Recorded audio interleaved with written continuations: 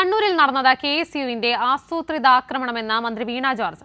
നിന്റെ മുഖം കറുപ്പിക്കുമെന്ന യൂത്ത് കോൺഗ്രസ് പ്രവർത്തകന്റെ വെല്ലുവിളിക്ക് പിന്നാലെയാണ് കണ്ണൂരിൽ ആക്രമണം നടന്നതെന്നും മന്ത്രി വീണ ജോർജ് പറഞ്ഞു. കൈരളി ന്യൂസ് ഡയറക്ടർ ശരത് ചന്ദ്രനുമായുള്ള അഭിമുഖത്തിലാണ് മന്ത്രിയുടെ വെളിപ്പെടുത്തൽ. കണ്ണൂരിൽ നടന്ന ആക്രമണത്തെ പ്രതിപക്ഷം ന്യായീകരിക്കുകയാണ്.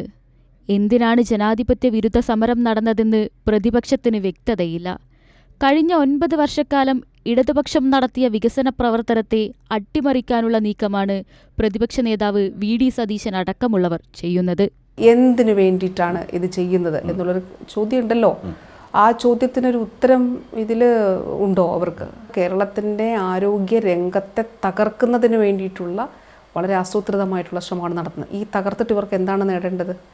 ഇവർക്ക് നേടേണ്ടത് ഇപ്പോൾ ആൻജിയോപ്ലാസ്റ്റിക്കായി, ഡയാലിസിസിനായി, SMA-ക്കായി സർക്കാർ ആശുപത്രികളിൽ എത്തുന്ന രോഗികളെ ഇവിടെ നിന്ന് മാറ്റി അടർത്തി മറ്റൊരിടത്ത് എവിടെയെങ്കിലുമൊക്കെ കൊണ്ടുപോകണം എന്നുള്ളതാണ്.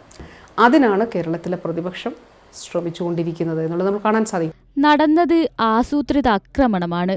മുഖം കറുപ്പിക്കുമെന്ന് യൂത്ത് കോൺഗ്രസ് പ്രവർത്തകൻ നേരത്തെ പറഞ്ഞിരുന്നു. പോലീസ് വലയവും ഭേദിച്ച് KSU പ്രവർത്തകരെത്തി. സുരക്ഷാ വനിതാ പോലീസ് ഉദ്യോഗസ്ഥയ്ക്കും പരിക്കുപറ്റി. ആസൂത്രണത്തിന്റെ ഭാഗമായാണ് ജില്ലയ്ക്ക് പുറത്തുള്ളവരും എത്തിയത്. ഒരാളുടെ കരിങ്കടി ഉണ്ടായിരുന്നു. അപ്പോൾ അകത്തേക്ക് മറ്റൊരാൾ ആ സമയത്ത് പോലീസിൻ്റെ ശ്രദ്ധ ആ ആളിലേക്ക് പോയി. ആ സമയത്ത് കരിങ്കുടിയുള്ള ആൾ. അപ്പോൾ രണ്ടാമത്തെ ആൾ ഈ പോലീസ് വലയത്തിനുള്ളിൽ നിന്ന് എൻ്റെ അടുത്തേക്ക് ആ രണ്ടാമത്തെ ആൾ എത്തിയിട്ടുണ്ട്. അത് നമ്മൾ വിഷ്വലിൽ തന്നെ കാണുന്നുണ്ട്.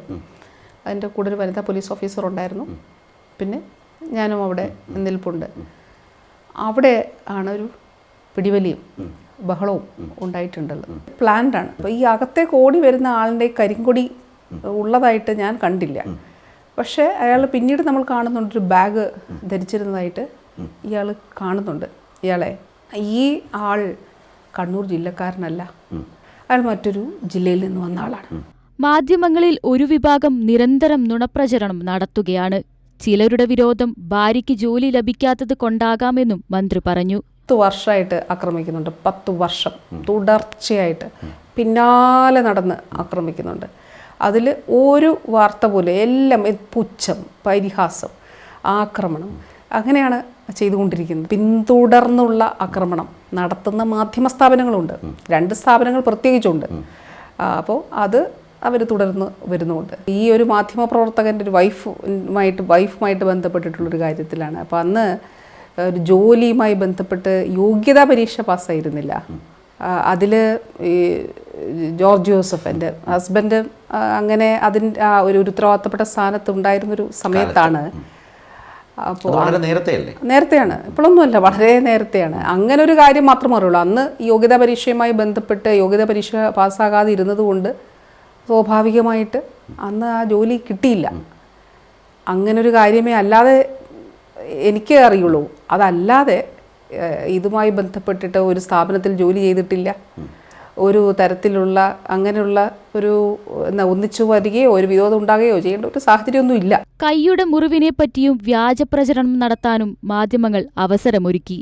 കണ്ണൂരിൽ നിന്നുള്ള യാത്രയെപ്പറ്റിയും തെറ്റായ വാർത്തകൾ നൽകി. അതായത് ഇതേ ദിവസങ്ങളിൽ മാതൃഭൂമിയുടെ ഒരു പോസ്റ്റ്, ഒരു കാർഡ്, സോഷ്യൽ മീഡിയ കാർഡാണിത്. അതിൽ എഴുതിയിരിക്കുന്നത് വീണ ജോർജ് എവിടെയെന്ന് പകൽ മുഴുവൻ അഭ്യൂഹം, വീട്ടിൽ വിശ്രമത്തിലെന്ന് രാത്രി പത്രക്കുറിപ്പ്.